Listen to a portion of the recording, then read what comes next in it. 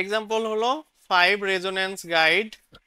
হ্যাঁ, এটা হলো পেজ নাম্বার 19। ও ষষ্ঠ কি যেন বলে এটার নাম, আর তথ্য দিতে পারছি না, অনেক দিছি। এখন বলা হচ্ছে যে এই কারেন্টটা বের করো, এটা আমাদের কি সার্কিট বলো? এটা কি সার্কিট? মেন সার্কিট না? যেভাবে আমরা বুঝলাম যে এটাই হলো আমাদের সেই মেন সার্কিট যেটা অঙ্কে দেওয়া থাকবে কোশ্চিনে। হ্যাঁ, এখন মেন সার্কিটে কারেন্টের ডিরেকশনটা কোন দিকে বলো? এইদিকে না? হ্যালো? জি ভাইয়া, নিচের দিকে। এখন এখানে যে প্রবলেমটা হয় যে এই যে 5 এই 20-এর সাথে কি রিলেশনে আছে বলো তো? প্যারালাল। প্যারালাল হওয়ার শর্ত কি? প্যারালাল হওয়ার শর্ত হলো যে দুইটা রেজিস্ট্যান্সেরই ভোল্টেজ সেম হবে, অথবা বলে দেখাইছিলাম না যে এই যে রেজিস্ট্যান্স দুইটা 5 আর 20, তাহলে এর এ প্রান্ত এই দুইটা কানেক্ট থাকতে হবে, আবার এর বি প্রান্ত এই দুইটা পয়েন্ট কানেক্ট থাকতে হবে। তো দেখো তো যে এই 5-এর এক প্রান্ত 20-এর এক প্রান্তের সাথে কানেক্ট আছে, একদিক মিলল। বাট এই 5-এর আর এক প্রান্ত যেখানে কানেক্ট, 20-এর আর এক প্রান্ত কি কানেক্টেড আছে এক জায়গায়? না না। ভাই, আলাদা জায়গা। তাহলে কি এই 5-এর সাথে এই 20 প্যারালাল? না না, প্যারালাল সিমিলারলি দেখো, সিমিলারলি এই 5-এর সাথে এই 20 কি সম্পর্কে আছে? সেটাও প্যারালালে নাই। আবার এই 5-এর সাথে কি, হ্যাঁ, এই 5-এর সাথে কি এই 5 প্যারালালে আছে? না না, এটাও প্যারালালে নাই। কেন প্যারালালে নাই? ওই একই যুক্তি, যে দেখো এই 5-এর এই প্রান্তটাকে যদি এ বলি, এই 5-এর এই প্রান্তটা যদি এ বলি, এ এ মিলে যাচ্ছে। বাট এই 5-এর বি প্রান্ত আর এই 5-এর বি প্রান্ত দেখো, তারা কি এক পয়েন্টে হয়েছে? না, আলাদা প্রান্ত। তার মানে এরাও আমার কি সম্পর্কে নাই? প্যারালালে নাই। তাহলে এই তিনটা রেজিস্ট্যান্স আসলে কি সম্পর্কে আছে? ডেল্টা। ডেল্টা। ডেল্টাতে আছে না? তাহলে ডেল্টার তিনটা লাইন কোথায় কোথায় বলো তো? যে দুই পাশের দুইটা আর মাঝখানে আই বেরোইছে একটা। হ্যাঁ, এটা একটা লাইন, এটা একটা লাইন, আর এটা একটা লাইন। তাহলে এখন যেহেতু এদেরকে সিরিজ প্যারালাল বুঝতে একটু অসুবিধা হয়, এজন্য এদেরকে যদি আমরা স্টারে কনভার্ট করে দিই না, তাহলে কি হবে? খুব সহজে অঙ্কটা হয়ে যাবে, বাকি অংশটা খুব ইজি। আবার সোর্সকে যখন অ্যাক্টিভ করব, এটা আমার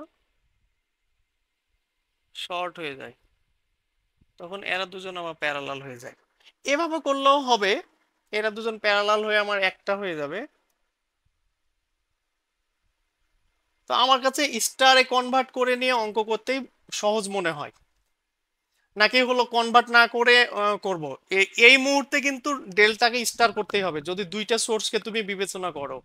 বাট যখন তুমি একটা একটা করে সোর্স অ্যাক্টিভ করবা, তখন কিন্তু আবার প্যারালাল আইডেন্টিফাই করা যাবে।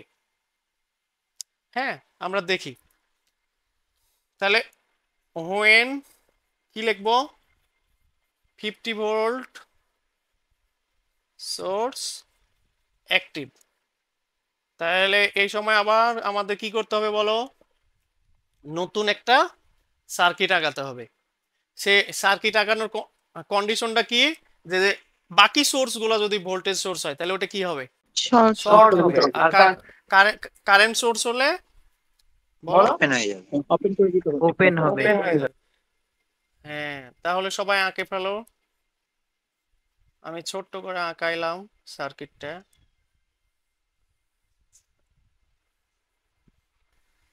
দেখো একটু জটিলতা বাড়বে এখানে, কেন বলতো? যে এখানে কে কার প্যারালাল আর কে কার সিরিজ বলতে পারবা?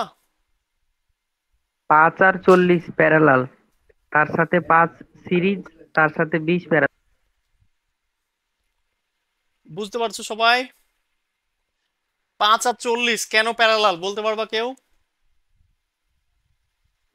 রেজিস্টার দুইটা দুই প্রান্তের ভোল্টেজ সমান। দুই প্রান্তের ভোল্টেজ একই হচ্ছে এবং ওই তো একই তো কথা, যে এই যে 40-এর এ প্রান্ত 5-এর এ প্রান্ত এক জায়গায় কানেক্ট হয়েছে, হয়েছে। আবার এই 5-এর বি প্রান্ত 40-এর বি প্রান্ত, দেখো এটা এখানে আর এটা একটা শর্ট পথ না, একই পথ না, তার মানে একটাই পয়েন্ট বলতে পারি, জি ভাইয়া। পারি। তাহলে এরা কি সম্পর্কে আছে বলো, প্যারালালে আছে। তাহলে আর টি সমান কি দাঁড়াচ্ছে আমার, 40 প্যারালাল 5 যোগ 5 প্যারালাল কত 20 না, 6.415 তাহলে আমার আইটি কত হবে, 7.794। এখন আমাদের উদ্দেশ্য কিন্তু এই যে আই প্রাইমটা বের করা। এখন বলো তো এই সার্কিটের জন্য আই প্রাইম কি কারেন্ট, ব্রাঞ্চ শাখা কারেন্ট। কারেন্ট। শাখা কারেন্ট বের করতে হলে কি সূত্র অ্যাপ্লাই করতে হয়, কারেন্ট ডিভাইডার রুল। এখন বলো তো যে এই আই প্রাইমের কি টোটাল কারেন্ট আইটি, আই প্রাইমের টোটাল কারেন্ট কি আইটি হবে, না ভাই, এটা হলো আইটি, আর এই কারেন্টটার নাম দিলাম আমি I5। তাহলে আই প্রাইম অ্যাকচুয়ালি কোন কারেন্টের ভাগ নিচ্ছে বলো তো, I5। I5 এর না। তাহলে সবার আগে আমার কি কারেন্ট বের করতে হবে বলো, I5। তাহলে I5 এর টোটাল কারেন্ট কে, আইটি। তাহলে according to current divider rule, total current into parallel resistance. তাহলে এই I5 এর প্যারালাল কে 20, ভাগ হবে কি দুই ব্রাঞ্চের রেজিস্ট্যান্সের যোগফল। দেখো এইভাবে আমার কাছে অঙ্কটা অনেক জটিল মনে হয়, অনেকেই বুঝতে পারে না এইভাবে। তাহলে দুই ব্রাঞ্চের রেজিস্ট্যান্স কত, আমি এরপরে ওটাকে ডেল স্টার করেও করে দিচ্ছি, দেখো কোনটা সহজ মনে হয় ওইটা করবা তোমরা। এটা কত হবে বলো, 5.294। অতএব আই প্রাইম সমান কত 5.294 ইন্টু প্যারালাল রেজিস্ট্যান্স কত 5, ভাগ হবে 5 প্লাস 40, তাহলে কত 0.588। 0. এটা। এরপরে কি করব বলো, আরেকটা সোর্স আছে ওইটারে অ্যাক্টিভ করবো, না অ্যাক্টিভ, তখন সার্কিটটা কেমন হবে বলো, 10 ভোল্ট 40 আই ডাবল প্রাইম, একেবারে রিপিট হবে জাস্ট 25। হ্যাঁ, এখন দেখো মজার ব্যাপার কি বলতো, এখানে কি আরটির কোনো পরিবর্তন হবে, না, না, আরটির কিন্তু পরিবর্তন হচ্ছে না। তাহলে আমার আরটি, এটার জন্য আরটিও কত হবে 6.415 ওহম। অতএব আইটি সমান এবার কত 10/6.415 কত হয় 1.558. 1.558। অতএব I5 আবারও বের করব, কত হবে, ধরনটা সেম, যদি বুঝো একবার।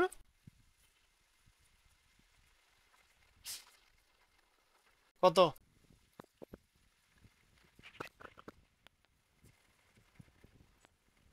এটা কত, 0.11। হ্যাঁ এখন দেখো যে আমাদের দুইটা সোর্সই অ্যাক্টিভ করেছি এবং ব্রাঞ্চ সার্কিটের কারেন্টগুলো পেয়ে গেছি। এখন দেখো তো যে মেন সার্কিটের কারেন্টের ডিরেকশন এবং ব্রাঞ্চ সার্কিটের কারেন্টের ডিরেকশন সেম না বিপরীত, সেম। সেম। সেম। তাহলে আমাদের কারেন্ট আই সমান সমান কি হবে, আই প্রাইম যোগ আই ডাবল প্রাইম না, অর্থাৎ দুইটাই যোগ হবে না। জি ভাই। তাহলে টোটাল রেজাল্টটা কি দাঁড়ালো 0.5888 যোগ 0.117, তাহলে কত হয়, 0.705। এটা অ্যান্সার। হ্যাঁ, এটা গেল নর্মাল ওয়েতে। এখন এটারে যদি আমরা ডেল্টারে স্টারে কনভার্ট করি, তাহলে দেখো তো তোমাদের জন্য এটা সহজ মনে হয় কি, জাস্ট আমি ডেল্টাকে স্টার কনভার্ট করে দিব, বাকিটুক তোমরা ট্রাই করবা বাসায়। এটা দেখানো তো কিছু নাই যে এই যে এরা দুজন মিলে একটা হবে, এ আর এ মিলে একটা রেজিস্ট্যান্স হবে, আর এ আর এ মিলে একটা রেজিস্ট্যান্স হবে। তার মানে আমি বলতে পারি এটা একটা রেজিস্ট্যান্স, তারপর এই পয়েন্টে আছে কমন, এটা একটা রেজিস্ট্যান্স, আর এটা একটা রেজিস্ট্যান্স হবে। এই রেজিস্ট্যান্সটা কার কার ফলে হচ্ছে, এই 5 আর 20, তাহলে এই রেজিস্ট্যান্সটার নাম দিলাম 205। এই রেজিস্ট্যান্সটা কার কার ফলে হচ্ছে, 5 5, তাহলে এটার নাম দিলাম R55, আর এটা হবে R205। তাহলে এই সার্কিটটাকে যদি ডেল্টাটারে আমরা স্টারে কনভার্ট করে দিই তাহলে দেখতে কেমন হবে দেখো। হ্যাঁ, তখন আমরা কি করব, এখন করতে সুবিধা হবে মনে হচ্ছে। এবার দেখো যে জাস্ট একটা সিরিজ সার্কিট হয়ে যাবে বারবার। তখন কি করব, এই যে আগে এই সূত্রে এই রেজিস্ট্যান্সটা মান বের করব, কারণ একটা বের হলে দুইটা বের হয়ে যায়, আর ডেল্টার সূত্র না এটা, এটা করব। এখন বলো তো যে এই R5 এর সাথে 40 এটা কি রিলেশনে আছে, সিরিজে কি কি রিলেশন, রিলেশন? সিরিজে আছে। তাহলে এখন যদি আমি 50 ভোল্টকে অ্যাক্টিভ করি তাহলে এটা কি হয়ে যায়, শর্ট হয়ে যায় না। এখন দেখো তো সার্কিটটা কত ইজি, খুবই ইজি না ক্যালকুলেশন করতে। তখন জি ভাইয়া। আমাকে অত ব্রেন খাটাতে হবে না, বারবার কারেন্ট ডিভাইডার রুল লাগবে না, আমার একটা কারেন্ট ডিভাইডার রুল দ্বারাই হয়ে যাবে। হ্যাঁ, তো এভাবে ট্রাই করে দেখো।